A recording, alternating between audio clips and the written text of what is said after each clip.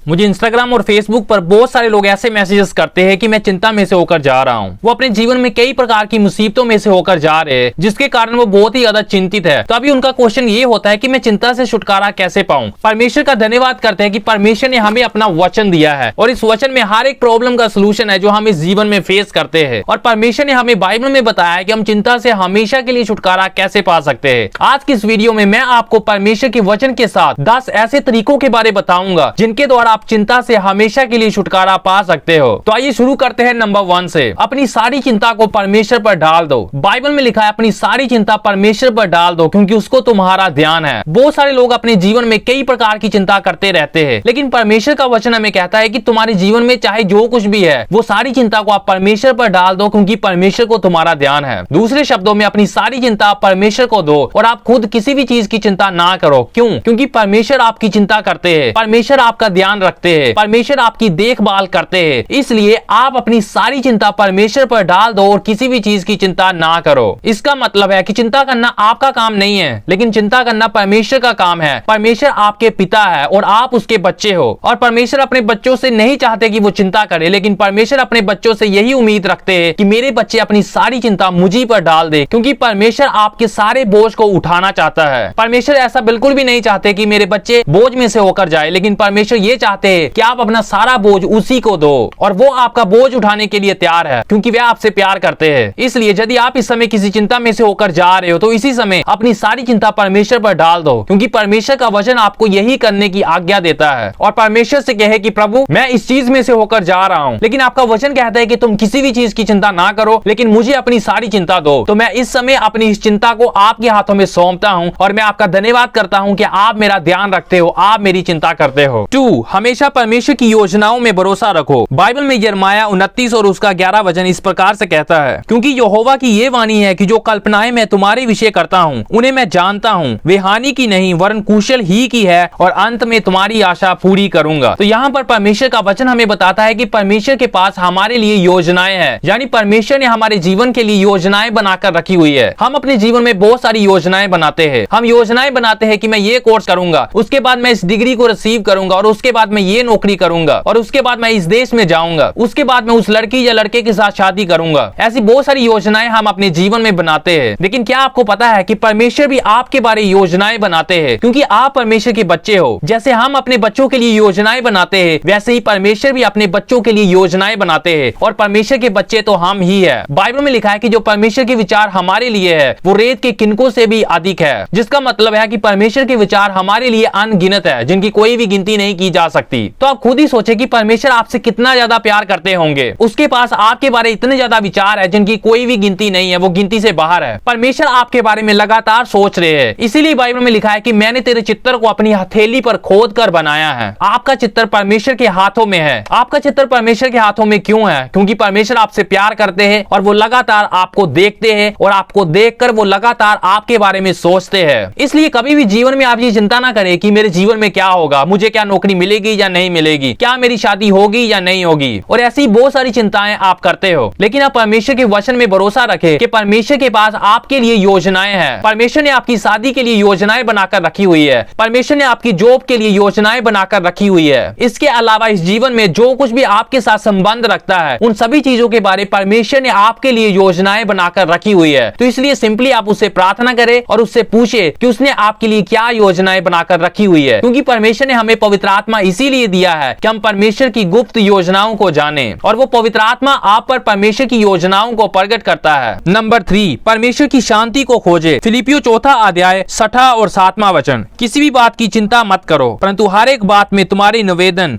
प्रार्थना और विनती के द्वारा धन्यवाद के साथ परमेश्वर के सम्मुख उपस्थित किए जाए। तब परमेश्वर की शांति जो सारी समझ से परे है तुम्हारे हृदय और तुम्हारे विचारों को मसीह यीशु में सुरक्षित रखेगी। तो यहाँ पर परमेश्वर का वचन हमें सबसे पहले ये निर्देश देता है कि तुम किसी भी चीज की चिंता ना करो। तो जब परमेश्वर का वचन हमें ये कह रहा है कि किसी भी चीज की चिंता ना करो, तो इसका मतलब है कि हम ये कर सकते हैं, हम बिना चिंता किए रह सकते हैं। बहुत सारे लोग ये कहते हैं कि मैं चिंता नहीं करना चाहता, लेकिन चिंता खुद में खुद हो जाती है, क्योंकि हमारे जीवन के हालात ही ऐसे बन मान जाते हैं कि हम अपने आप को चिंता करने से नहीं रोक पाते, लेकिन परमेश्वर का वचन कहता है कि किसी भी बात की चिंता मत करो, यानी चिंता करना या ना करना ये पूरी तरह से हमारे हाथ में है। सो परमेश्वर हमें ये आज्ञा देते हैं कि किसी भी बात की चिंता मत करो, और उसके बाद परमेश्वर हमसे कहते हैं कि जो भी तुम्हारी प्रॉब्लम है उसको मेरे साथ शेयर करे। सबसे पहले तो आप ये डिसाइड करें कि आप किसी भी चीज की चिंता नहीं करोगे, और उसके बाद जो भी आपके हृदय में है, जिस भी प्रॉब्लम में से होकर आप इस समय जा रहे हो, उसे सिंपली परमेश्वर के साथ शेयर करें। जब आप ऐसा करते हो तो परमेश्वर हमसे एक वादा करते हैं, जब हम ऐसा करेंगे तो हम उस शांति से भर जाएंगे जो हमारी समझ से बिल्कुल परे है। हमारा मन पूरी तरह से शांत हो जाएगा, क्योंकि वो शांति हमारे विचारों को, हमारे मन को पूरी तरह से सुरक्षित कर लेगी, और हम परमेश्वर की उस शांति से भर जाएंगे जो हमारी समझ से बिल्कुल परे है। लेकिन ये कब होगा? हम कब परमेश्वर की शांति से भरेंगे? जो 6 वचन में लिखा है, जब हम वह करेंगे तो हम उसे रिसीव करेंगे जो 7वें वचन में लिखा है। 7वें वचन में परमेश्वर की शांति है, लेकिन 6 वचन में उसकी आज्ञा है कि क्या करना है। आपने डिसाइड करना है कि किसी भी चीज की आप चिंता नहीं करोगे, और जो भी आपकी प्रॉब्लम है उसको परमेश्वर के साथ शेयर करना है। नंबर 4, आज में जीना शुरू हो जाए। मत्ती 6 अध्याय और उसका 34 वचन, अतएव कल की चिंता ना करो, क्योंकि कल का दिन अपनी चिंता आप कर लेगा। आज के लिए आज ही का दुख बहुत है। आपने कुछ लोगों को देखा होगा जो अपने भविष्य के बारे, जो आने वाले कल के बारे चिंता करते रहते हैं। वो बहुत सारी चीजों की चिंता करते हैं कि मेरे आने वाले कल में क्या होगा, क्या आने वाले कल में मेरी जरूरतें पूरी होगी, क्या आने वाले कल में मैं अपने घर का रेंट दे पाऊंगा, क्या इस पृथ्वी पर जाने से पहले क्या मेरा घर बनेगा, मैं बूढ़ा हो चुका हूँ, इस पृथ्वी को छोड़ने के बाद मेरे बच्चों का क्या होगा। लेकिन परमेश्वर का वचन हमें कहता है कि तुम कल की चिंता ना करो, आज के लिए आज ही का दुख बहुत है। बहुत सारे लोग तो इन चीजों की खोज में रहते हैं और चिंता करते रहते हैं कि हम क्या खाएंगे, क्या पिएंगे, क्या पहनेंगे। लेकिन प्रभु यीशु आज हमसे कह रहे हैं कि तुम आकाश के पक्षियों की ओर देखो, जो ना तो बोते हैं और ना ही इकट्ठा करते हैं, फिर भी तुम्हारा स्वर्गीय पिता उनको खिलाता है। तुम्हारा स्वर्गीय पिता उनको क्यों खिलाता है? क्योंकि वह उनसे प्यार करता है। तुम्हारा स्वर्गीय पिता पक्षियों से प्यार करता है, इसलिए वह उनको खिलाता है। तो अब खुद ही सोचे, जो परमेश्वर पक्षियों से प्यार करता है, क्या वह आपसे प्यार नहीं करेगा? क्या वह आपको नहीं खिलाएगा? क्या वह आपको नहीं पहनाएगा? क्या वह आपको नहीं पिलाएगा? वह आपको जरूर खिलाएगा। वह आपकी सभी जरूरतों को जरूर पूरा करेगा, क्योंकि वह आपसे पक्षियों से ज्यादा प्यार करता है, क्योंकि आप उसके बच्चे हो। इसलिए आप ऐसी चिंताओं को करना छोड़ दे कि मैं क्या खाऊंगा, क्या पीऊंगा या क्या पहनूंगा, और ऐसी सारी चिंता को परमेश्वर पर डाल दे, और परमेश्वर के प्रोविजन में भरोसा रखे कि वह आपकी सभी जरूरतों को पूरा करेगा। आप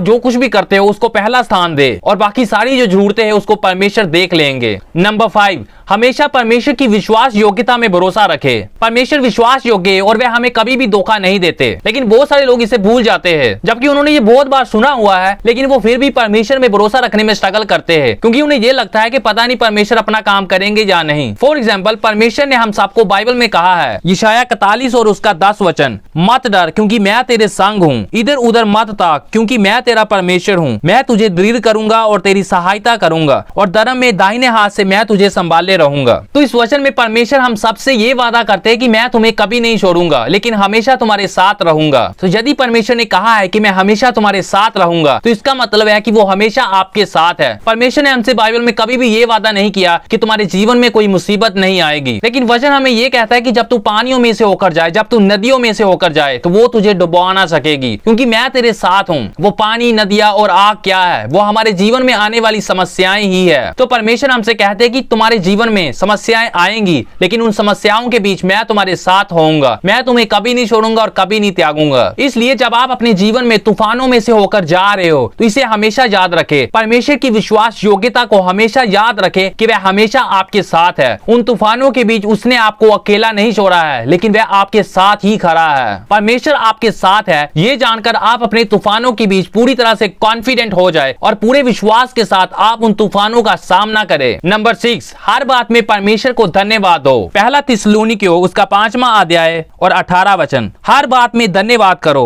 क्योंकि तुम्हारे लिए मसीह यीशु में परमेश्वर की यही इच्छा है। तो यहाँ पर परमेश्वर का वचन हमें बता रहा है कि सब बातों में परमेश्वर का धन्यवाद करो, क्योंकि मसीह यीशु में तुम्हारे लिए परमेश्वर की यही इच्छा है। बहुत सारे लोग ये कहते हैं कि मेरे लिए परमेश्वर की इच्छा क्या है, मैं जानना चाहता हूँ कि परमेश्वर की इच्छा मेरे जीवन के लिए क्या है। तो परमेश्वर का ये वचन हमें बता रहा है कि परमेश्वर की इच्छा हम सबके लिए क्या है। परमेश्वर की इच्छा ये है कि हम सब बातों में, हम अपने जीवन के सब हालातों में परमेश्वर को धन्यवाद दे। वचन हमें ये नहीं कहता कि तुम अपने जीवन के अच्छे हालातों में परमेश्वर को धन्यवाद दो, लेकिन वचन हमें ये कहता है कि तुम सब बातों में, यानी अपने जीवन के सब हालातों में, चाहे वे अच्छे दिन हो या बुरे दिन हो, उसमें परमेश्वर को धन्यवाद दो, क्योंकि मसीह यीशु में परमेश्वर की आप सबके लिए यही इच्छा है। इस समय आप कौन से हालातों में से होकर जा रहे हो मैं नहीं जानता, लेकिन आप जानते हो। लेकिन यदि आप बहुत ही ज्यादा बुरे हालातों में से होकर जा रहे हो तो परमेश्वर के खिलाफ कुरकुराए ना, लेकिन उन हालातों के बीच भी परमेश्वर को धन्यवाद दे। जब इय्यूब के जीवन में बहुत सारी समस्याएं आई, यानी उसके बच्चे चले गए, उसकी सारी जायदाद चली गई और उसके शरीर में बहुत ही बड़े बड़े फोड़े हो गए, और उसकी पत्नी उसके पास आई और उससे कहती है कि परमेश्वर को साफ दे और मर जा। तो अब भी परमेश्वर के साथ विश्वास योग्यता में बना हुआ है, लेकिन इय्यूब उस हालात में भी कहता है कि परमेश्वर का नाम धन्य है। सो आपके हालात चाहे जैसे मर्जी हो, उन हालातों में हमेशा परमेश्वर को धन्यवाद देते रहे और कभी भी परमेश्वर को धन्यवाद देना ना छोड़े, क्योंकि यही आपके लिए परमेश्वर की इच्छा है। नंबर 7, अपने फोकस को हमेशा अच्छी बातों पर लगाए। यानी जब हम गलत बातों के बारे में सोचते हैं जो हमें नहीं सोचनी चाहिए, तो उसके कारण हम जीवन में चिंता करनी शुरू हो जाते हैं। लेकिन यदि हम अपने पूरे फोकस को, अपने पूरे ध्यान को उन बातों पर लगाए जो फिलिपियो 4 वचन और 8वां वचन कहता है, तो हम जीवन में कभी भी चिंता नहीं करेंगे। फिलिपियो 4 और 8 क्या कहता है? इसलिए हे भाइयों, जो बातें सत्य है और जो बातें आदरणीय है और जो बातें उचित है और जो बातें पवित्र है और जो बातें सुहावनी है और जो बातें मन भावनी है, अर्थात जो भी सद्गुण और प्रशंसा की बातें हैं, उन पर ध्यान लगाया करो। तो ये उन चीजों की लिस्ट है जिनके बारे आपको पूरे दिन सोचते रहना है। सो बेकार की चीजों में मन ना लगाए, उससे आप चिंतित हो जाएंगे। जैसे कि मेरा क्या होगा, मेरे बच्चों का क्या होगा, मुझे नौकरी मिलेगी या नहीं मिलेगी, क्योंकि मैं 10 इंटरव्यू दे चुका हूं और हर बार मुझे रिजेक्ट कर दिया गया है। सो मुझे नहीं पता कि मुझे जॉब मिलेगी या नहीं मिलेगी, क्या मेरा कोई फ्यूचर है। ऐसी चीजों पर मन लगाकर आप चिंतित हो जाएंगे। इसलिए आप डिसाइड करें कि आप अपने मन को इन चीजों पर नहीं लगाएंगे, लेकिन जो फिलिपियो 4 और 8 वचन में लिखा है, उन बातों के बारे आप लगातार सोचते रहोगे। आप लगातार परमेश्वर के वचन के बारे में सोचोगे, चाहे आपके हालात जैसे मर्जी हो, लेकिन आपका फोकस हमेशा परमेश्वर का वचन ही होना चाहिए। ऐसा करने से आप चिंता करने से छुटकारा पा सकते हो। ऐसा करने से आप चिंता पर एक विजय का जीवन जी पाओगे।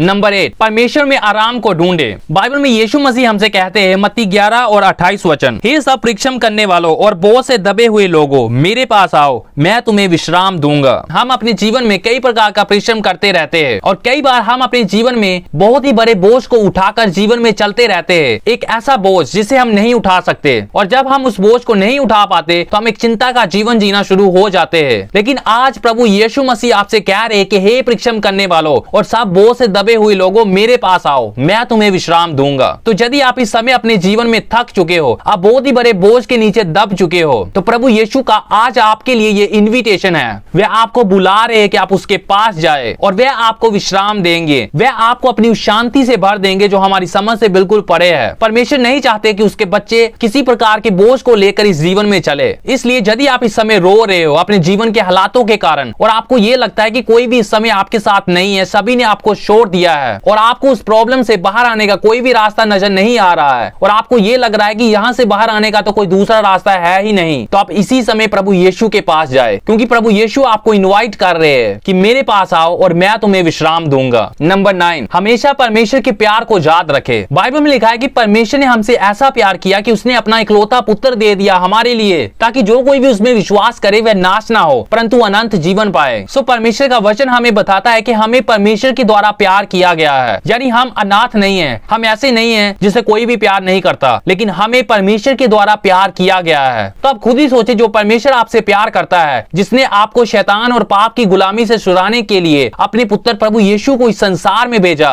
ताकि आप उस पर विश्वास करने के द्वारा अनंत जीवन पाओ। एक ऐसा जीवन जो खुद परमेश्वर के अंदर है, एक ऐसा जीवन जो कभी भी खत्म नहीं होता, एक ऐसा जीवन जो हर एक चीज के ऊपर जयवंत है। वह जीवन आपको देने के लिए उसने अपने पुत्र प्रभु यीशु को इस संसार में भेजा, ताकि प्रभु यीशु एक बहुत ही बड़े दर्द में से होकर जाए, जिससे कि आपको वह जीवन मिल जाए। ऐसा उसने इसलिए किया क्योंकि वह आपसे प्यार करते हैं। बाइबल में लिखा है कि जब हम पापी थे, जब हम परमेश्वर के हृदय को तोड़ रहे थे, जब हम ऐसे कामों को कर रहे थे जिससे परमेश्वर बहुत ही ज्यादा दुखी होते हैं, उस समय परमेश्वर ने हमसे प्यार किया। और सिर्फ परमेश्वर ने हमसे ये नहीं कहा कि मैं तुमसे प्यार करता हूं, लेकिन उस प्यार को साबित करने के लिए उसने अपने पुत्र को इस संसार में भेजा, ताकि उसके जान देने के द्वारा हम एक नए जीवन को पाए। सो रोमियो 5:8 में लिखा है कि परमेश्वर अपने प्रेम की भलाई हम पर इस रीति से प्रकट करते हैं कि जब हम पापी ही थे तभी मसीह हमारे लिए मरा। तो यीशु मसीह का क्रूस पर जान देना एक चिन्ह चिन्ह है कि परमेश्वर आपसे प्यार करते हैं। इसलिए आप कभी भी ये ना सोचे कि परमेश्वर ने मुझे त्याग दिया है, परमेश्वर ने मुझे छोड़ दिया है। अब परमेश्वर मुझसे पहले जैसा प्यार नहीं करते, क्योंकि यदि परमेश्वर मुझसे प्यार करते तो मेरे जीवन में इतनी ज्यादा समस्याएं क्यों है। आपके जीवन में चाहे जितनी मर्जी समस्याएं हो, लेकिन वो आपके लिए परमेश्वर के प्यार को नहीं बदल देती। परमेश्वर का प्यार आपके लिए हमेशा सेम ही रहता है, और जब आप दुखी होते हो तो परमेश्वर भी दुखी होते हैं। इसलिए आप उसके पास जाए, वह आपके रोने धोने को आनंद में, नाच में बदल देगा। परमेश्वर आपको अपने आनंद और शांति से भरना चाहते हैं। परमेश्वर आपको सिखाना चाहते हैं पवित्र आत्मा के द्वारा कि आप हमेशा आनंदित कैसे रह सकते हो। और जब आप परमेश्वर के साथ, अपने पिता के साथ टाइम स्पेंड करोगे, उसकी आवाज को सुनोगे, उसके बाद आप एक आनंद का जीवन जीना शुरू हो जाएंगे। इसलिए आप प्रेमी पिता के पास जाए और हर रोज उसकी आवाज को सुने। नंबर 10, हमेशा विश्वास में बने रहे। रोमियो 8 और उसका 28 वचन। हम जानते हैं कि जो लोग परमेश्वर से प्रेम रखते हैं उनके लिए सब बातें मिलकर भलाई ही को उत्पन्न करती है, अर्थात उन्हीं के लिए जो उसकी इच्छा के अनुसार बुलाए हुए हैं। तो यहाँ पर परमेश्वर का वचन हमसे बात करता है कि जो लोग परमेश्वर से प्यार करते हैं उनके जीवन में जो कुछ भी हो रहा है वह सब मिलकर उनके लिए भलाई ही को उत्पन्न करेगा। इस समय जो आपके जीवन में हो रहा है, हो सकता है कि आपको ये लग रहा हो कि मेरे साथ बहुत ही ज्यादा बुरा हो रहा है, लेकिन ये जो आपके साथ हो रहा है ये परमानेंट नहीं है, लेकिन थोड़े समय के लिए है। और एक समय आएगा जब ये पूरी तरह से खत्म हो जाएगा, और फिर जब आप पीछे मुड़कर देखोगे तो आपको पता चलेगा कि ये आपके जीवन में कैसे भलाई को लेकर आया। यूसुफ एक सपने को देखता है जिसमें वो देखता है कि उसके भाई, उसके माँ बाप सभी उसके आगे झुक रहे। उस सपने का मतलब यही था। तो जब वो ये सपना अपने भाइयों को बताता है तो वो उससे नफरत करना शुरू हो जाते हैं। वो पहले ही उससे नफरत करते थे, लेकिन इस सपने के बाद वो उससे और ज्यादा नफरत करना शुरू हो गए। सो वे यूसुफ को, जो कि एक बहुत बड़ा नहीं है लेकिन छोटी उम्र का एक लड़का है, उसको मिस्र जाने वाले व्यापारियों के साथ बेच देते हैं। और अभी यूसुफ मिस्र में चला गया। आप खुद ही सोचे कि 16-17 के आसपास जो एक लड़का है उसे नए देश में बेच दिया गया, तो उसकी फीलिंग के साथ क्या हो रहा होगा। क्या वो नहीं सोच रहा होगा मैंने तो सपने में ये देखा था कि सभी मेरे आगे झुक रहे हैं, लेकिन ये मेरे साथ क्या हो रहा है। फिर उसे जेल में डाल दिया गया ऐसे काम के लिए जो उसने किया भी नहीं। और ऐसे ही यूसुफ बहुत सारी समस्याओं में से होकर गया। और उस समय यूसुफ को हो सकता है कि लग रहा हो कि ये मेरे साथ क्या हो रहा है, लेकिन यूसुफ परमेश्वर के खिलाफ कुरकुराया नहीं कि परमेश्वर मैं तुम्हें विश्वास करता हूँ, तुम मेरे साथ ऐसा क्यों कर रहे हो। लेकिन उस समय भी यूसुफ विश्वास में बना रहा, वो परमेश्वर के प्रति विश्वास योग्य रहा। और जब वो सपना पूरा होने का समय आया तो यूसुफ ने देखा कि मेरे साथ जो कुछ भी हुआ है उस सब ने मिलकर मेरे लिए भलाई ही को उत्पन्न किया है। और यूसुफ मिस्र का प्रधानमंत्री बन गया और उसने अकाल से मरने से बहुत सारे लोगों को बचा लिया। यदि वो मिस्र में ना आता तो बहुत सारे लोग मर जाते, लेकिन यूसुफ का मिस्र में आना बहुत सारे लोगों की जान को बचाने का कारण बना, क्योंकि अकाल पूरे 7 साल तक रहा और खाने पीने के लिए कुछ भी नहीं था। लेकिन यूसुफ की बुद्धि के कारण, जो परमेश्वर ने उसे दी थी, उसके कारण उसने इतने ज्यादा अनाज को इकट्ठा कर लिया था